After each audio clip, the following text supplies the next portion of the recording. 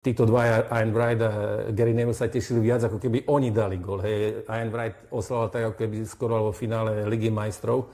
Takže ako ste oslavili vy, povedzme, tie naše góly, keď si nebol priamo komentátor, ale bol si v štúdiu a ten zápas si pozeral v zákulisí? Pri každom jednom góle človek fandí samozrejme našim a bolo mi veľmi smutno, že sme takto inkasovali vlastne v 95. 6. minúte a v zápäti sme hneď v nastavení dostali ďalší gól, takže tešili sme sa, samozrejme tľapkali sme si, vyskakovali sme, tak aby sme nenarušili vlastne nejak ten vstup do vysielania. A ja som si potom užil aj priamo na štadióne, ja som od začiatku fandil Španielom a dostal som ich veľakrát, lebo ten pavúk vlastne bol ako keby na našej strane a tých Španielov až do semifinále som nejak odprevadil.